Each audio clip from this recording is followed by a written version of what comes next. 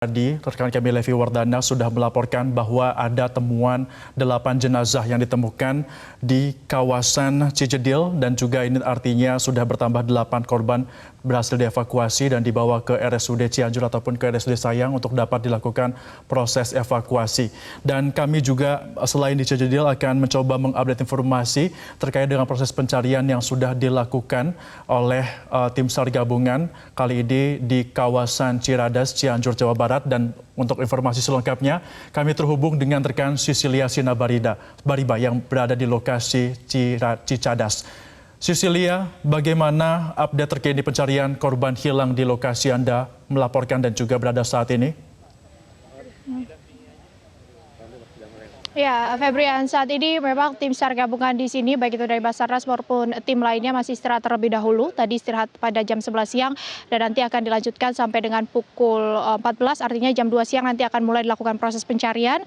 Namun selama proses istirahat ini, tadi kami melihat ada SAR-Dog Indonesia yang menerjunkan kembali 1 ekor anjing pelacak untuk kembali memastikan bagaimana titik dan di mana titik pasti dari 2 orang warga kampung Cicadas ini yang memang diduga masih tertimbun akibat dari material longsoran. Saya bersama Mas Anggi di sini. Mas Anggi baru saja selesai melakukan proses pencarian dan juga pelacakan bersama anjing ini. Apa hasil temuan sementara, Mas Anggi? Untuk sementara kan tadi baru dilakukan penggalian sebelumnya. Terus tadi sudah mengirimkan 1 anjing mengendus di titik yang sama. Jadi kemungkinan besar di titik itu ada, tapi masih perlu observasi selanjutnya. Apa yang kemudian menyebabkan harus berkali-kali dilakukan observasi di lokasi itu, Mas Anggi? Dikarenakan ini kan kondisi tanah sudah padat. Jadi di saat tanah mulai digali, berarti ada pori-pori baru yang terbuka sehingga partikel bau bisa lebih tercium oleh anjing, lebih mudah tercium. Jadi memang harus berkali-kali biasanya. Anjing masuk, mengindikasi satu titik itu dibuka, dikonfirmasi kembali, masih di titik yang sama, dibuka lagi, dan selanjutnya kita serahkan pada Basarnas. Artinya memang kesulitan sejauh ini adalah dari segi material longsor yang padat dan dalam, begitu ya? Padat dan dalam, betul sekali. Dalamnya tadi dapat kabar sekitar 7-8 meter dengan kepadatan tanah dan kedalaman seperti itu, maka anjing perlu bekerja ekstra keras.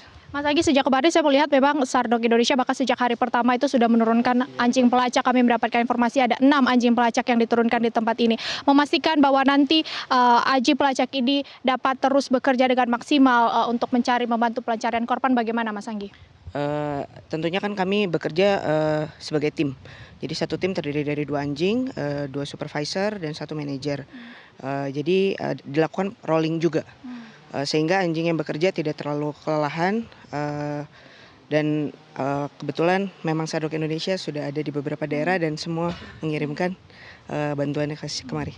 Artinya setelah proses ini kemudian tim SAR melakukan penggalian kembali, tidak menutup kemungkinan SAR-Dog akan kembali melakukan pelacakan?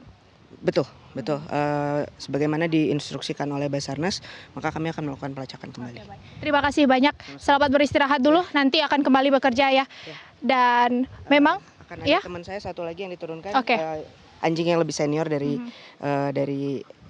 Bea gitu. Ini Bea namanya ya? Ini Bea namanya. Jadi memang jam terbang latihan dan anjing yang 1 ini sudah pernah turun ke bencana sebelumnya, dan ini adalah deployment pertama dari Bea. Oh, oke, baik. Ya. Terima kasih. Sama-sama. Mas Anggi, tentu tujuannya untuk mempercepat proses penemuan 2 korban. Ya. Terima kasih.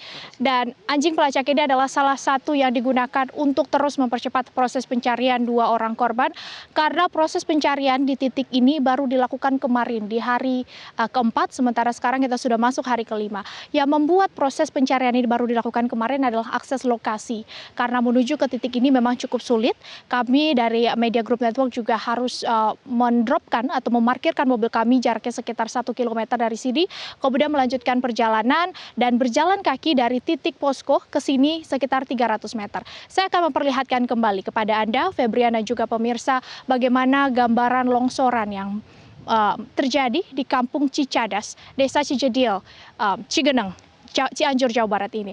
Ini tempatnya bukan pemukiman sebenarnya. Kalau kata warga yang ada di sini yang bercerita ke kami bahwa ini adalah saung-saung, kemudian ada kolam-kolam ikan di sini, dan pada saat kejadian di hari Senin tersebut ada 5 warga setidaknya yang diketahui berada di tempat ini. 3 warga pada saat kejadian berhasil menyelamatkan diri, lari melalui sebelah kanan yang ada hutan di sebelah kanan itu, sementara 2 orang lainnya yang merupakan ayah dan anak yang berusaha untuk melarikan diri namun diduga terlambat dan akhirnya diduga tertimbun dari material longsor ini, dan pihak dari tim SAR gabungan dan juga Basarnas masih terus melakukan pencarian. Kendala utama selain akses lokasi sehingga tidak dapat mendatangkan eskavator, meskipun eskavator sudah disiapkan oleh Basarnas namun tidak bisa didatangkan ke lokasi, adalah penggunaan alat-alat manual. Saya akan memperlihatkan kembali, Febrian. Ini adalah alat-alat manual yang digunakan untuk proses pencarian karena saat ini sedang istirahat. Ini adalah sekop yang digunakan oleh tim SAR gabungan untuk melakukan proses pencarian. Sekop ini sebenarnya tidak terlalu kokoh jika dihadapkan atau jika digunakan untuk menggali material longsor yang cukup padat. Tadi kami menemukan ada beberapa sekop yang patah karena memang material di longsoran ini yang sudah memasuki hari kelima yang sudah mulai memadat, dan ini juga menjadi kesulitan dari anggota tim. Tadi kami sempat berbincang juga, Febrian dan pemirsa, dengan komandan yang ada di sini dari Basarnas, bahwa saat ini anggota dari segi personel itu sudah cukup. Namun yang dibutuhkan saat ini untuk mempercepat proses evakuasi atau penemuan 2 warga kampung ini adalah dibutuhkan cangkul yang lebih banyak, sehingga relawan yang ada di sini dapat semuanya bekerja untuk melakukan penggalian. Karena cangkul, sekop, dan sebagainya ketika digunakan ada yang patah, kemudian ada yang kurang, sehingga diharapkan nantinya ada perbantuan cangkul yang datang dari berbagai pihak untuk mempercepat proses pencarian yang ada di lokasi. Kendala cuaca, Febrian, masih menjadi salah satu kendala utama juga. Saat ini memang terlihat cerah, namun sebelumnya beberapa menit yang lalu sempat mendung, kemudian cerah lagi, kemudian mendung lagi. Begitulah kondisi cuaca yang terjadi di tempat ini, bahkan sejak beberapa hari terakhir pasca gempa. Dan memang kalau prediksi dari BMKG, untuk siang nanti kemungkinan besar akan terjadi hujan ringan di kawasan ini. Antisipasi akan dilakukan oleh tim SAR, tentunya akan melakukan konsolidasi, karena yang paling utama adalah keselamatan tim yang ada di lokasi. Febrian. Ya, Cecilia, kami konfirmasi, artinya lokasi tempat Anda melaporkan saat ini semula adalah saung-saung tempat aktivitas warga sehari-hari melakukan pekerjaannya, Cecilia. Ya, betul sekali, Febrian. Terlihat memang ada aliran air di sini. Di atas itu adalah sumber mata air, sehingga ini memang digunakan oleh warga untuk membuat kolam pemancingan, saung. Dan ketika longsor terjadi, air kemudian turun seperti ini. Ini terbuka aliran air dari atas karena di atas tersebut adalah sumber mata air, sehingga ditakutkan ketika terjadi hujan deras ataupun bahkan terjadi gempa susulan yang ada di lokasi ini, yang paling menjadi ancaman terbesar adalah longsor susulan, karena material longsor terlihat masih cukup banyak dari atas tersebut, dan ini masih rawan meskipun padat, namun ada bagian-bagian yang memang masih cukup rawan jika terjadi nanti hujan ataupun hujan yang cukup deras, tentu akan membawa material-material longsor ke bawah dan tentu membahayakan tim, membahayakan juga warga-warga yang ada di kampung ini, karena masih ada beberapa warga yang memilih bertahan dekat dengan rumah mereka di kampung Cicadas ini. Dan tentu jika kita bicara mengenai keselamatan, Febrian, kami pun tim liputan Media Group Network juga harus menggunakan keselamatan atau APD untuk proses peliputan pada hari ini. Kami menggunakan helm, kami juga menggunakan sepatu boot untuk tentu memastikan keamanan dalam proses peliputan dan penyampaian informasi.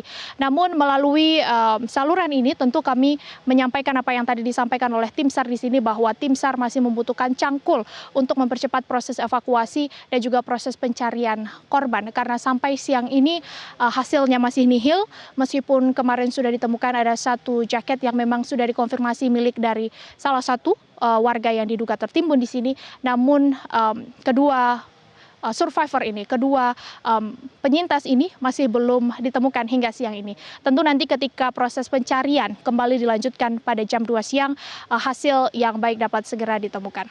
Febrian. Ya, Cecilia, kami ingin konfirmasi lagi, tadi Anda katakan bahwa lokasi tempat Anda melaporkan selain saung juga merupakan aliran air begitu. Apa yang dimaksud dengan aliran air ini? Apakah ini merupakan sungai, irigasi, atau danau semacam bendungan yang digunakan oleh warga? Ya, Febrian, untuk memastikan itu memang kami tidak memiliki akses untuk ke sana. Namun jika melihat dari keterangan yang disampaikan warga dan juga melihat topografi yang ada di sini, memang di atas tersebut terdapat sumber mata air. Sumber mata air kemudian ini digunakan dan dimanfaatkan oleh warga untuk tempat saung, kemudian pemancingan, dan di bawah ini memang adalah area perkebunan. Dan jika kita turun lagi ke bawah itu adalah area persawahan, Febrian. Sehingga memang dapat ketika terjadi longsoran tersebut, aliran air yang berada di atas satu sumber mata air tersebut kemudian turun dan membawa material-material longsoran seperti yang terlihat saat ini.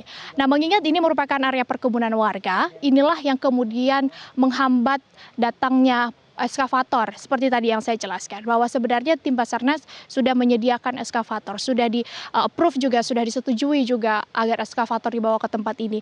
Namun dari warga sekitar dan juga untuk faktor yang lain, karena jika eskavator digunakan maka persawahan warga yang ada di bawah juga harus dilewati oleh eskavator. Nah, pertimbangan-pertimbangan ini yang kemudian membuat warga sepakat dan juga tim Basarnas sepakat untuk tidak mendatangkan alat berat ke lokasi pencarian ini, dan tentu nanti proses pencarian akan dilakukan manual. Nah, jika hari ini memang belum mendapatkan hasil yang baik, artinya 2 warga ini belum dapat ditemukan, maka nanti proses pencarian akan kembali dilanjutkan besok. Pihak dari Basarnas sendiri sudah menentukan 7 hari kerja sesuai dengan SOP untuk proses pencarian. Jika selama 7 hari sejak hari kemarin belum ditemukan, maka nanti akan dilakukan evaluasi lebih lanjut apakah akan ada perpanjangan pencarian atau tidak. Febrian. Cecilia, areal perkebunan dan juga persawahan nampaknya ini merupakan tempat pusat dari aktivitas warga untuk melakukan kegiatan sehari-hari. Kemudian proses pencarian baru dilakukan kemarin. Lantas berapa total korban yang dilaporkan di lokasi Anda, mengingat ini juga mulanya adalah tempat aktivitas dari warga? Kalau berbicara mengenai korban, memang untuk dampak dari longsoran yang terjadi di tempat ini, karena ini merupakan daerah longsoran, ada sebenarnya pada saat kejadian ada 5 warga yang diketahui memang merupakan korban dari longsoran ini. 3 diantaranya berhasil selamat, sementara 2 lainnya masih dalam proses pencarian. Namun di sisi lain memang ada sejumlah warga yang mengalami luka-luka akibat reruntuhan, karena tidak hanya longsoran saja sebagai dampak gempa, namun juga ada berbagai warga yang mengalami luka-luka akibat reruntuhan. Namun semuanya sebagian besar sudah dibawa ke posko Joglo yang ada di Pendopo Cianjur, kantor Bupati Cianjur, Jawa Barat. Sementara untuk saat ini ada beberapa warga yang memang masih bertahan, terutama warga yang keluarganya masih dalam proses pencarian saat ini.